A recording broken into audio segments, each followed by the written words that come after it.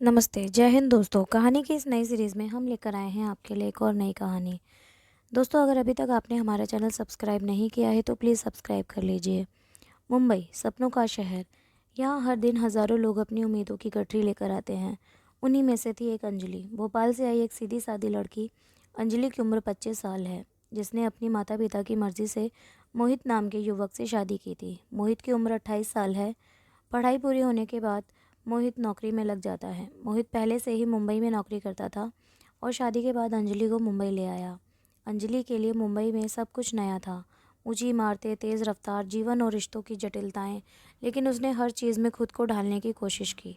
शुरू में मोहित बहुत अच्छा था। उसे ऑफिस जाने से पहले अंजलि को आई लव यू बोलता, कभी कभी गिफ्ट्स लाता और हर रविवार उसे घुमाने ले जाता। ऐसे ही समय बीतता रहा, लेकिन धीरे धीरे अंजलि को महसूस हुआ कि ये प्यार, ये लाड़ दुलार सिर्फ दिखावा है।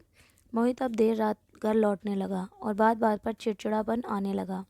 अंजलि ने जब सवाल किए तो जवाब मिला, ऑफिस का प्रेशर है, तुम नहीं समझोगी।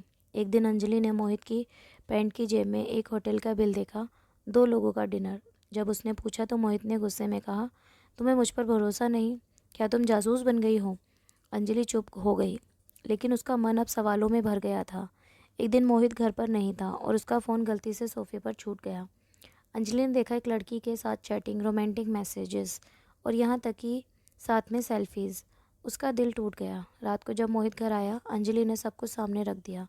पहले मोहित झूठ बोला, फिर चुप हुआ और अंत में साफ कह दिया, हाँ, मैं किसी और से प्यार करता हूँ। तुमसे शादी सिर्फ माँ बाप के दबाव में की थी।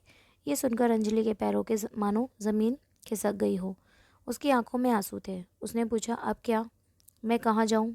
मोहित ने बेरुखी से कहा, तुम चाहो तो मायके चली जाओ, मैं तलाक दे दूंगा। उस रात अंजलि बहुत रोई, लेकिन अगली सुबह उसने खुद को आईने में देखा और कहा, अगर किसी और के सहारे पर जीना ही जिंदगी है तो वो मेरी नहीं। अब मुझे खुद को जीना है। वो मायके नहीं गई। उसने एक छोटा सा जॉब ढूंढा और एक फैशन डिज़ाइनिंग की नौकरी। फैशन उसका शौक था और उसने उसी शौक को पेशा बना लिया। मुंबई की तेज़ रफ्तार ज़िंदगी में अंजलि ने खुद को ढूंढना शुरू किया। उसने फैशन डिज़ाइनिंग का कोर्स किया, सोशल मीडिया पर अपना डिज़ाइन पेज शुरू किया और 1 साल में उसका काम वायरल हो गया। मोहित अब पूरी तरह से उसकी ज़िंदगी से बाहर हो चुका था। कोर्ट पे केस चल रहा था और अंजलि ने तलाक के लिए अर्जी दे दी थी। इस बार उसका चेहरा आंसुओं से नहीं, आत्मविश्वास से चमक रहा था।